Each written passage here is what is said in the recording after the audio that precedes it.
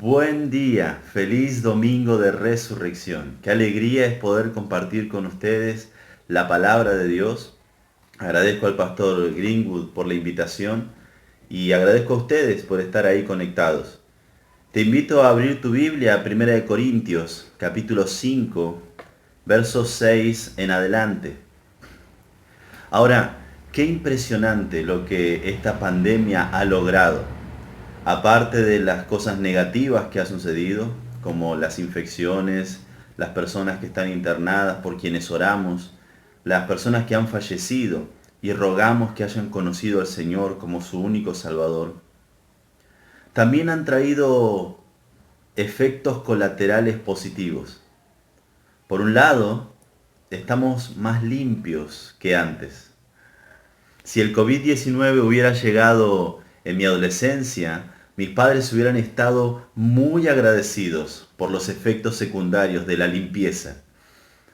Ahora, todos estamos muy conscientes de la necesidad de la limpieza en medio de esta pandemia. Productos como el alcohol, desinfectantes, lavandinas, que eran de uso ocasional, de golpe se volvieron los más buscados en los negocios. Seguramente estás tomando los cuidados necesarios, desinfectando tus manos, cambiándote el calzado cuando venís de la calle o desinfectando la suela con lisoform para desinfectarlo. Tal vez estás no recibiendo visitas y eso es bueno que lo hagas. ¿Y, y por qué todo esto? ¿Por qué todos estos cuidados? ¿Por qué esta limpieza extremo? Porque donde estamos, lo que tocamos o donde caminamos puede estar contaminado y no lo sabemos. Nadie debería salir sin barbijo por el riesgo del contagio. Nadie le daría la mano o abrazaría a alguien por el riesgo de contagio. Nadie come sin antes lavarse las manos por el riesgo del contagio. Si tuviéramos el mismo cuidado cuando se trata del pecado, qué afortunados seríamos. Cuán gozosos podríamos vivir. Alguno dirá, bueno, recién arrancó y ya metió el tema del pecado. ¿Qué tiene que ver el pecado con la Pascua?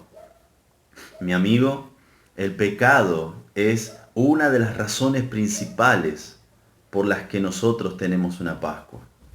Jesucristo no tendría que haber muerto en esa cruz para que podamos tener una relación con Dios de no haber sido por el pecado. El pecado nos ha separado del Señor y esa separación que trajo el pecado hizo necesaria la muerte de Jesucristo para reconciliarnos con Dios. Cristo murió en esa cruz para que podamos tener una relación con Dios apartados del pecado. Sin embargo, muchos cristianos viven una vida en relación con el pecado y apartados de Dios. Alguno dirá, bueno, pastor, yo soy débil. Él me ama así como Él me hizo. Déjame aclararte que Dios te hizo de una manera perfecta, para tener con Él una relación perfecta. Pero fuimos nosotros los que nos apartamos de su plan. Fuimos nosotros los que nos apartamos de sus propósitos para nuestra vida. Bueno, tal vez dirás que Dios es un amor, Dios es un Dios de amor. Y Él me perdona cada vez que yo peco. Te aclaro que Dios perdona cada vez a sus hijos. Esto es el perdón familiar, perdón de familia. Cada vez que peco, Dios me perdona. Es una promesa, está en 1 de Juan, capítulo 1, verso 9. Pero ese perdón es prometido a la familia de Dios, a los hijos de Dios. Para que tengas acceso a ese perdón, de que cada vez que pecas, Dios te perdona, primero tenés que haber recibido el primer perdón. Habiendo arrepentido de tus pecados, palabra, pensamiento o acción que ofende a Dios, y arrepentirte de tus pecados, darte vuelta de ellos, eso significa arrepentirse, y recibir al Señor Jesucristo como el único Señor y el único Salvador. Una vez que recibiste ese perdón, por haberte arrepentido de tus pecados, tenés acceso al segundo perdón, el perdón familiar. Si ya hiciste esto, te arrepentiste de la vida vieja y te aferraste a Jesucristo como el único Señor y el único Salvador, en tu mente no va a estar esa manera de pensar. Yo peco y no pasa nada. No va a existir. Alguno dirá, bueno, pastor, yo soy duro conmigo, pero no me puedo meter con el pecado de otros. En parte estoy de acuerdo. Uno debe ser duro con uno mismo, pero lleno de gracia para otro. Es verdad. Pero si esta persona, este hermano en Cristo, si este miembro de la iglesia, si esta persona en el liderazgo está en pecado, tenemos la responsabilidad de advertirle. Tenemos la responsabilidad de anunciar de que nos hemos dado cuenta. No con soberbia, sino con amor. No te estoy diciendo esto, hermano, de que estás en pecado porque me creo mejor, sino porque te amo. No quiero verte dando pasos hacia la destrucción. No quiero verte dando pasos a la destrucción de tu familia. No quiero verte de esta manera porque te amo. Cuando es un miembro de la iglesia, una persona que amamos, una persona que ama a Dios, tenemos la responsabilidad amorosa de confrontarle con ese pecado. En la iglesia que estamos viendo, en Corinto, había un hombre que estaba teniendo relaciones con su madrastra. Probablemente no era una mujer creyente. Y esto se deduce porque Pablo no le dice nada a ella, sino que habla hacia él, que debían apartarlo de la iglesia porque estaba teniendo estas relaciones con su madrastra. Esto era una aberración incluso para la iglesia en Corinto. Una iglesia que estaba rodeada de inmoralidad. Ahora, la iglesia no solamente no le estaba diciendo nada a este hermano de que estaba haciendo mal, sino que estaban envaneciéndose. Lo vemos en los versos anteriores al verso 6 de 1 Corintios 5. Estaban tolerando y sintiéndose felices de tolerar. Somos tan espirituales que el pecado de esa persona no me afecta. Somos tan espirituales que perdonamos siempre, no importa si se arrepiente o no. Estaban, dice Pablo, envanecidos, porque dejaban pasar el pecado entre ellos. Se jactaban de que podían tolerar mucho pecado. No estamos hablando de alguien que entra por primera vez. Estamos hablando de tolerancia hacia el pecado de los líderes, maestros, discipuladores, de aquellos que están sirviendo al Señor de manera visible. Ellos estaban tolerando este pecado. ¿Te parece familiar a algunas iglesias de hoy en día? El pastor está en pecado. Bueno, perdonémosle, amémosle. Hace un tiempo atrás, un líder de una iglesia abandonó a su esposa, abandonó a su familia, abandonó su vida con el Señor.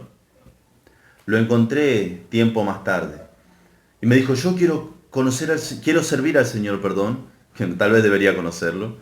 Quiero servir al Señor, quiero trabajar para su obra. Y cuando me dijo por ahí, yo no puedo llegar a ser pastor, pero quiero servirle, en mi mente yo gritaba, obvio que no podés servir como pastor. Hay requisitos y no los has cumplido. Pero hay esa tolerancia de, no importa lo que hayas hecho, no importa lo que hayas sido, no importa lo que estás haciendo. Lo importante es tu corazón. Y para el Señor, mi corazón es engañoso y perverso, más que todas las cosas. Lo que importa aquí es cuáles son los requisitos que el Señor ha dado. ¿Qué es lo que Él pide de nosotros? Mis emociones no pueden tomar mis decisiones. Las Escrituras deben tomar mis decisiones. Y esta iglesia estaba sintiéndose bien por no confrontar el pecado. Qué tan equivocados que estaban. Y Pablo está dispuesto a llamarles la atención. Más adelante, en el 2 de Corintios, esta persona se les pide que vuelva a ser recibido a la comunión, al cuidado de la iglesia, porque se había dado cuenta, a través de la disciplina que vemos en Primera de Corintios, de que había hecho mal, que había dañado no solo la iglesia, sino la imagen misma de Dios en esta tierra. La honra de Dios había sido pisoteada, bastardeada, tenida en poco por esta persona. La iglesia, al obedecer, vemos en 2 de Corintios que esto tiene un final feliz. Este hombre estaba angustiado sobremanera por haber salido de la comunión de los creyentes, y Pablo les pide a la iglesia que lo vuelvan a recibir, que lo vuelvan a traer consigo. Encontramos en la palabra de Dios la respuesta a situaciones difíciles, a aquel que lo obedece. Y así como lo hizo con este hombre, puede hacerlo con nosotros en esta mañana de Pascua. Por eso vamos a ver en esta mañana que cada uno de nosotros debería apartarse del pecado debido a las indiscutibles razones que encontramos en este pasaje.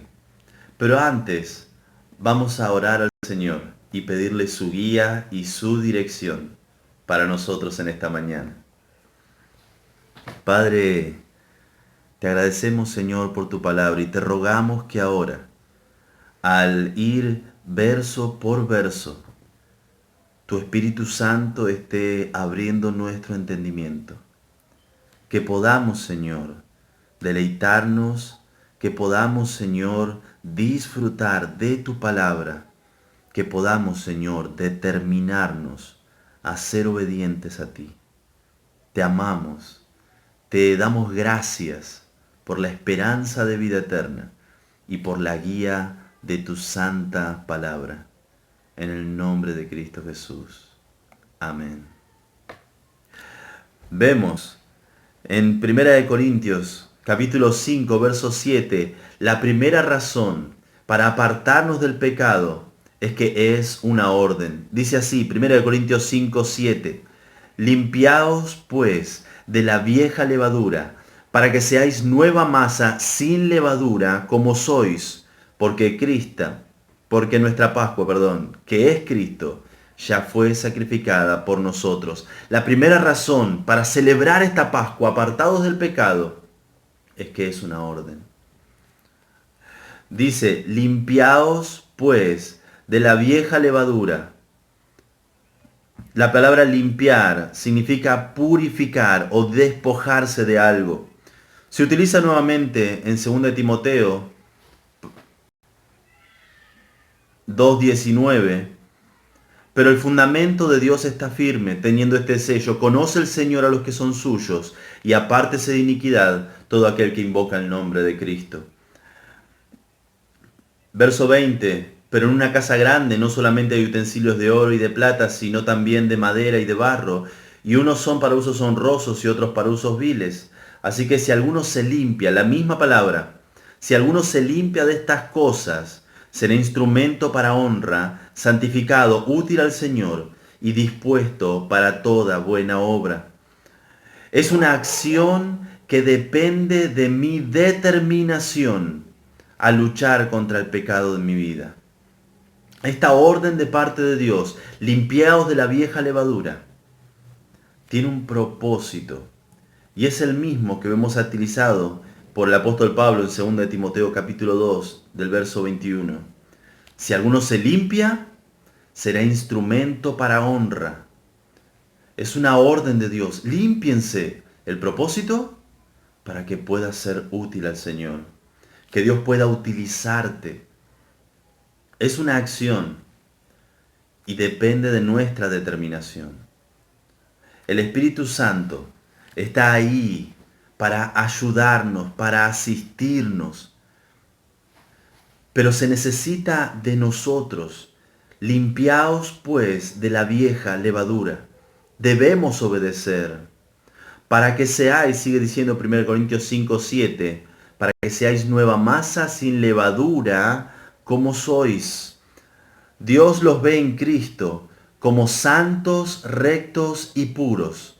Y ahora el apóstol le dice que su estado debería corresponder con su posición en Cristo. En cuanto a posición, eran sin levadura. La levadura era un símbolo del pecado. Delante de Dios, Él los veía como sin pecado, porque se habían arrepentido de sus pecados. Habían obtenido el primer perdón tan necesario. Pero en su práctica, ellos deberían buscar sentir levadura. Su naturaleza debería corresponder con el nombre que ellos representan. Es decir, su conducta debería corresponder con su credo. Puesto en criollo diríamos, creyente hay que serlo y parecerlo. Yo tengo una cuchara. No sé si lo notan, está limpia, reluciente. Tengo otra cuchara que es idéntica. Si ustedes la ven, es idéntica. Una es idéntica a la otra. Las dos son del mismo molde, podríamos decir. Tienen los mismos materiales. Hay la misma nobleza en la composición que tienen. Si vos tuvieras que elegir una de estas dos cucharas, ¿cuál elegirías? Seguramente sería esta. Yo también la elegiría, porque para usarla me gusta que esté limpia. Ahora, esta, sin embargo, no es que no sirve para nada. Debe ser limpiada y sí va a poder ser utilizada. Pero si tengo que elegir entre estas dos, elijo la que está limpia. Ahora, ¿por qué crees que Dios tendría que utilizarte? ¿Por qué crees que Dios tendría que usarte, siendo que no te has limpiado? Siendo que continúas abrazando los mismos pecados durante tantos años. Hermanos, la una es utilizable, la otra no se puede utilizar hasta que sea limpia. Y nadie la va a utilizar hasta que no sea limpia. Gracias a Dios, gracias al Padre, que envió a su Hijo Jesucristo para limpiarnos de nuestros pecados. Cuando Juan el Bautista vio venir a Jesucristo, dijo, he aquí el Cordero de Dios, no que cubre, sino que quita el pecado del mundo. Jesucristo puede limpiarnos, Jesucristo nos ha limpiado en la cruz del Calvario. Pero antes de que seamos utilizados por Él, habiendo nacido esta nueva vida, necesitamos limpiarnos. Es una orden. Limpiaos pues de la vieja levadura.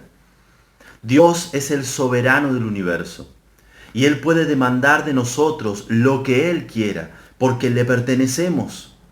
Somos creación suya. Para gloria mía los he creado, dijo el Señor. Los formé y los hice. Pero antes de usarnos para su gloria, Él debe limpiarnos. Él debe ver que estemos limpios, siendo utilizables.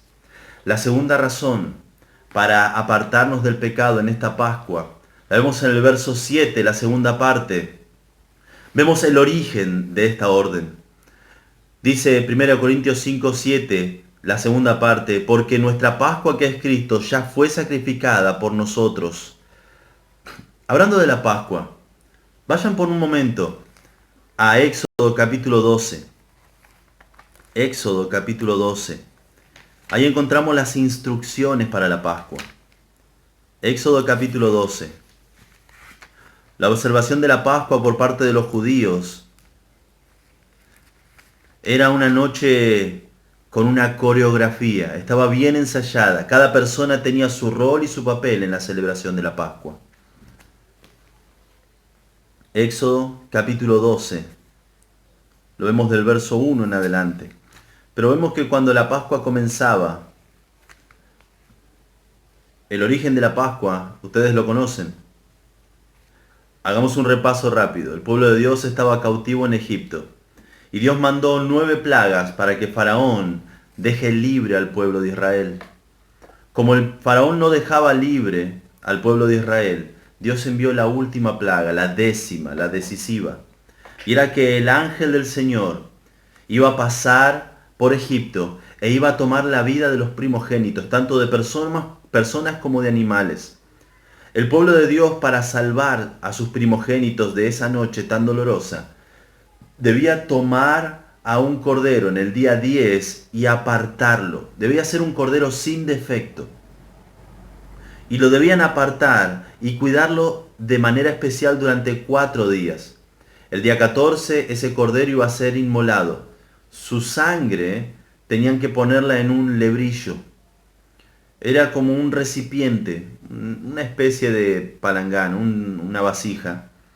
Y esa sangre de ese cordero debía aplicarse sobre los dinteles y los marcos de la puerta, la parte superior y los costados de esa puerta, de la casa. Y ellos debían estar dentro de esa casa comiendo ese cordero, un cordero asado. Si te han dicho que hay que comer pescado, no es bíblico. Lo bíblico es el asado. Lo dice la Escritura. Debían asarlo al fuego. Es más, debían comerlo con hierbas amargas. La lechuga es amarga. Así que era un cordero asado. Era un cordero asado, un buen asado. Una vez hablé de esto con un docente y se asombró. ¡Wow! Puedo comer carne, puedo comer asado en Pascua. La instrucción era que debían comerlo en esa noche apresuradamente y no debía sobrar nada. Si la familia era muy pequeña, debían invitar a un vecino para que puedan comer todo el cordero y comerlo apresuradamente. Las instrucciones eran las siguientes. El padre de familia comenzaba con una oración y tomaban una copa. Luego una de las personas preguntaba, por lo general era el hermano mayor, y preguntaba acerca de la Pascua. Éxodo capítulo 12, versículo 26. Y cuando os dijeren vuestros hijos, ¿qué es este rito vuestro? Vosotros responderéis, es la víctima de la Pascua de Jehová, el cual pasó por encima de las casas de los hijos de Israel en Egipto, cuando hirió a los egipcios y libró nuestras casas. Entonces el pueblo se inclinó y adoró. Este himno que se cantaba era el Salmo 113, 114 y el Salmo 115, que son las primeras partes del Jalel. Luego tal vez un niño preguntaba, ¿por qué matamos al corderito? Que tanto cuidamos los últimos 4 días, que estaba siendo cuidado y mimado de manera tan especial. Y el padre le explicaba que el corderito, ese corderito debía morir, para que no muera el primogénito de la casa. Ese cordero era el sustituto inocente. Y quienes no sacrifiquen el cordero y apliquen la sangre en la entrada de la casa, pagarían con dolor cuando pase el ángel de la muerte por Egipto. ¿Se imaginan ese padre explicándole a su hijo? O era el cordero o era tu hermano mayor. El ángel pasó por Egipto y se escuchó el clamor de las mujeres por sus hijos muertos. Pero en la casa de los hebreos, la sangre inocente fue derramada. Y esa sangre se derramó en lugar de esa familia. Cristo como nuestro sustituto. Él pagó en la cruz el precio por nuestros pecados. Ahora, ¿esa no es razón suficiente para apartarnos del pecado? ¿El sufrimiento del Señor Jesucristo en esa cruz no es motivo suficiente para que yo abandone mi pecado y busque agradarle a Él? Cuando vengan momentos difíciles como estos, cuando vengan momentos de tentación que van a venir, cuando Satanás apunte todos los cañones hacia tu vida, que puedas repetir en tu corazón, Cristo sufrió mucho más que esto, no le voy a fallar. El motivo de esa orden que vemos en 1 Corintios 5 es que Cristo pagó el precio para liberarnos de nuestros pecados. Tal vez el auto se rompe, tal vez la casa se inunda, tal vez hay una pandemia mundial, tal vez estás por perder tu trabajo, tal vez aquella persona no te llama, no te habla, y así infinita cantidad de situaciones que puedan ser de excusa por esto estoy pecando, que repitas en tu corazón, Cristo sufrió mucho más que esto, por mí, y no le voy a fallar. La primera razón para apartarnos de nuestros pecados es que es una segunda razón que nos impulsa a apartarnos del pecado en esta Pascua, es el origen de esta orden. Cristo fue sacrificado en nuestro lugar. Y la tercera razón que nos impulsa a separarnos del pecado es que hay un resultado para los que obedecen esta orden. Lo vemos en el capítulo 5 de 1 Corintios, verso 8. Volvamos ahí, por favor. 1 Corintios, capítulo 5, verso 8.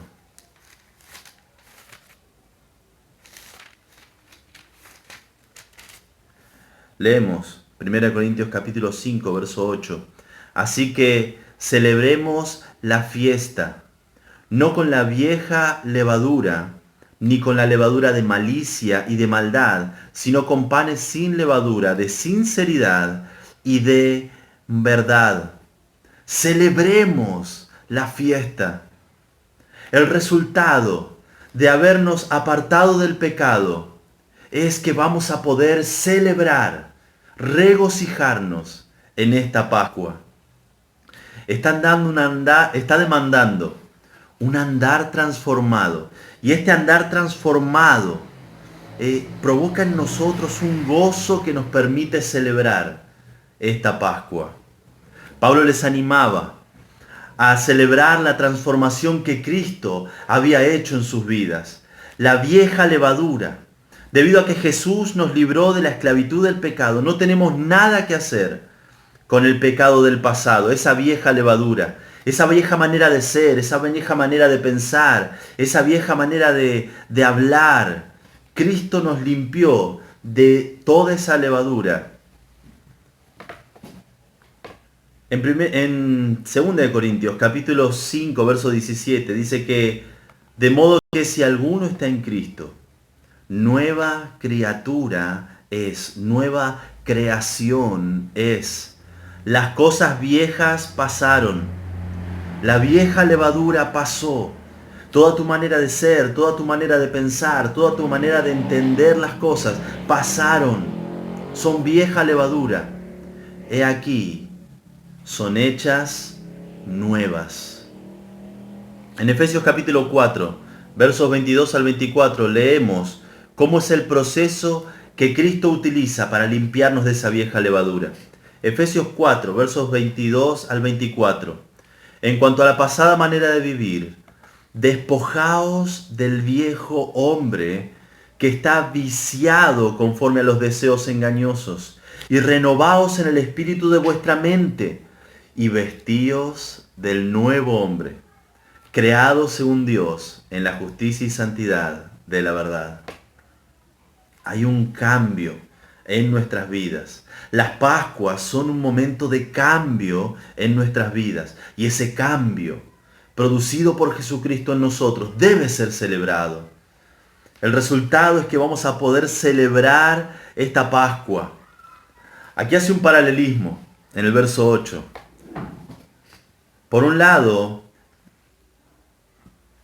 dice malicia versus la sinceridad. Dice en 1 Corintios capítulo 5, así que celebremos la fiesta no con la vieja levadura ni con la levadura de malicia y de maldad, sino con panes sin levadura, de sinceridad y de verdad. Por un lado, la vieja levadura tiene malicia y maldad, pero este pan sin levadura que somos, esta nueva masa que somos, es de sinceridad y de verdad. Tenemos la malicia en contraposición con la sinceridad. La malicia es la disposición corrupta de la mente que se gloría en el mal y no procura el bien. En la palabra de Dios lo encontramos como concupiscencias, deseos perversos, deseos fuertes, pasiones fuertes. Su contraparte, la sinceridad. Viene de un vocablo griego de eilikrinía, que está compuesta de sol y juzgar. Literalmente significa juzgar a la luz del sol. sincero. Se lo juzga a la luz del sol y se ve si es sincero. En la antigüedad los mercaderes que tenían vasijas, si éstas tenían grietas, se los ponía en lugares oscuros del negocio para que los compradores no se den cuenta. Un comprador que no era experto podía verla, podía gustarle, le pagaba, se la llevaba, no la examinaba a ver si era sincera, no la examinaba a ver si las rajaduras de la vasija habían sido rellenadas a posterior. Entonces se la llevaba. Y al primer toque brusco, esta vasija se quebraba. Esta vasija se volvía inútil. Era una vasija que no era sincera.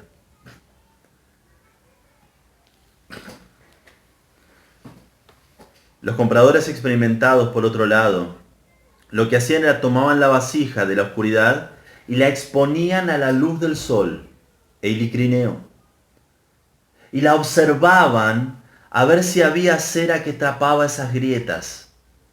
Y si veían que no había grietas tapadas a la luz del sol, decían, esta vasija es sincera. Es una vasija que no tiene grietas tapadas, rellenadas.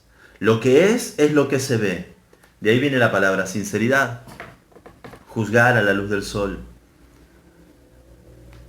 Por otro lado, tenemos la maldad versus la verdad. La maldad se refiere... La maldad versus la verdad se refiere a nuestra vida interior. La maldad es más bien el hecho malo llevado a cabo por la malicia. En lugar de ocuparse en la maldad, se ocupa en la verdad. Es decir, una persona que es justa en su manera de vivir. En cada aspecto de su vida, una persona que vive en la verdad, vive de una manera justa, procede de una manera justa, quiere vivir en la verdad. Ahora, no siempre tenemos ganas de hacer cosas justas. Cuando alguien te da mal un vuelto,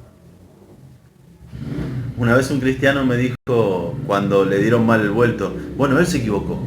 Habrá sido que Dios lo quiso así. Y la verdad es que hacer lo correcto no es algo que brota de manera natural en nosotros. Pero un cristiano se obliga a hacer lo correcto. Un cristiano se obliga a vivir en la verdad. ¿Cómo puedo decir esto? Las Escrituras dicen, llevando todo pensamiento cautivo a la obediencia a Cristo. Mis pensamientos deben sujetarse, mis emociones deben sujetarse, mis planes deben sujetarse a la obediencia a Cristo. Ahora, la mente de Pablo se retrotrae a pensar en el pan sin levadura. La mente de Pablo se estaba retrotrayendo a la fiesta de la Pascua, en la que en la víspera del primer día de la fiesta, el judío tenía ordenado quitar toda la levadura de su casa. Iba a la artesa de amasar y la limpiaba a fondo. Llevaba una lámpara para asegurarse de que no había pasado nada por alto. Luego levantaba las manos a Dios y decía, oh Dios, he echado toda la levadura de mi casa, y si queda alguna de la que no sé nada, con todo mi corazón la he hecho también. Es toda la imagen de la clase de separación del mal a la que está llamado el cristiano en el día de hoy.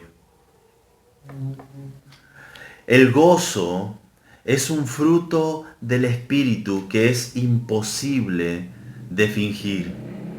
¿Querés ese gozo nuevamente en tu vida? ¿En tu matrimonio? ¿En tus amistades? ¿Con tus padres? ¿Querés ser ese abuelo o abuela llena de gozo para tus nietos? Esto lo cortamos. Esta era la clase de separación que el cristiano debía tener del pecado. Luego ellos pasaban 7 días, la fiesta de los panes sin levadura, donde no comían levadura, no permitían levadura. El gozo es el fruto del Espíritu, porque el fruto del Espíritu es amor, gozo, paz, paciencia y continuamos. El gozo es fruto del Espíritu. No se puede fingir, no se puede sostener en el tiempo si no es real. Ahora, ¿vos querés tener gozo en tu vida? ¿Querés tener gozo en esta Pascua? ¿Querés gozo con tu matrimonio? ¿Querés tener gozo con tus amistades? ¿Querés tener gozo con tus padres? ¿Querés tener gozo con tus hijos? ¿Querés ser ese abuelo o esa abuela llena de gozo con tus nietos?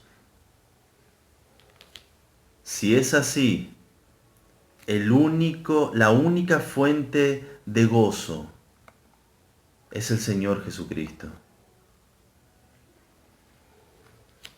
Un amigo me dijo una vez que todas sus relaciones horizontales dependían de su relación horizontal. Si él no estaba bien en su relación horizontal con el Señor, en su relación vertical, perdón, con el Señor, no iba a llevarse bien por mucho tiempo en sus relaciones horizontales.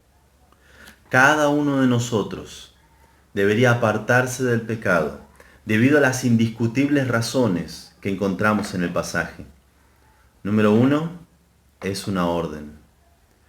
Y esta orden nos da la posibilidad de ser utilizados por Dios. Limpiaos pues de la vieja levadura. Segundo, el origen de esa orden es que Cristo ya pagó el precio por mí en esa cruz del Calvario. Lo tercero, el resultado de esa orden, de limpiarnos del pecado. Y es que va a producir el gozo real, el gozo verdadero, duradero en mi vida. Ahora, ¿cómo hago esto? Estoy de acuerdo, pastor, en todo lo que ha dicho, pero ¿cómo lo hago? ¿Cómo puedo limpiarme de esa vieja levadura? ¿Cómo puedo limpiarme del pecado? ¿Cómo puedo obedecer esta orden? ¿Cómo puedo realmente cambiar mi vida? Estoy cansado de vivir como vivo. Estoy cansado de vivir en pecado. Estoy cansado. Estoy cansado de ser preso de los vicios. Estoy cansado de la vida que estoy llevando. Y me he dado cuenta de que si no conozco al Señor Jesucristo como mi único Señor y mi único Salvador, mi único destino va a ser el infierno. Porque es así. Lo primero que podemos hacer para poder llevar adelante la obediencia a esta orden es arrepentirnos de nuestros pecados. Ahí donde estás, sea que tengas auriculares puestos o haya gente a tu alrededor, te invito a cerrar tus ojos por un momento. No va a tardar mucho. Lo primero es arrepentirnos de nuestros pecados. Si sos creyente, te toca lo mismo. Los creyentes también necesitamos arrepentirnos de nuestros pecados. Y que te rindas una vez más al Señor si ya lo conoces. Que te rindas a Él como el único Señor y el único Salvador en tu vida. Si nunca lo hiciste, que le pidas perdón por tus pecados. Que le pidas perdón por tu vida desperdiciada. Y que te aferres al Señor Jesucristo como el único y suficiente Salvador. Aquel que fue tu sustituto, el que ocupó tu lugar, el que murió tu muerte, el que sufrió tu castigo, el que se expuso a la ira santa de Dios por tu pecado. Ahora, si ya lo hiciste, que determines en tu corazón que vas a hacer morir lo terrenal en vos, determinando que, fortaleciéndote en Dios y en el poder de su fuerza, vas a abandonar ese pecado que no querés soltar. Te desafío a celebrar esta Pascua como un nuevo comienzo en tu vida. Un nuevo comienzo a vos creyente, apartándote del pecado y comenzando desde hoy, domingo, a vivir una vida agradable al Señor. aferrándote a Dios cada día, haciendo de tu tiempo devocional algo prioritario en tu vida. Ya no hay excusa de que no hay tiempo. Ahora es o no hay ganas o no hay ganas. Te invito a celebrar, te invito a recordar y te invito a honrar la Pascua, la resurrección del Jesucristo que murió por nuestros pecados cada día de tu vida. Si aún no le conoces y tenés algún cristiano cerca, que puedas hablar con él, que puedas llamarle por teléfono, o que puedas de corazón hacer esta oración conmigo. Señor Jesús, te pido perdón por mis pecados. Te pido perdón por haberte ofendido al mentir, por haberte ofendido al robar, por haberte ofendido al tener en poco tu nombre. Te pido perdón, Señor, por haberte ofendido con las cosas que he hecho desde el día en que nací hasta hoy. Me arrepiento de mis pecados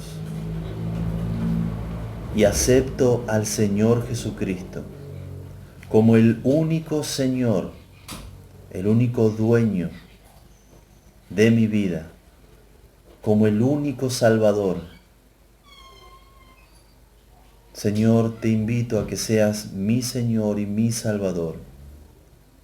Me arrepiento de mis pecados, pido tu perdón y recibo tu salvación. En el nombre de Cristo Jesús. Amén. Si lo has hecho de corazón, felicidades. Hoy no solamente celebramos de que Jesucristo ha resucitado, sino de que una persona más va camino a la eternidad con el Señor Jesucristo. Les amo muchísimo, agradezco al Señor por este tiempo y los dejo con su pastor. Dios les bendiga.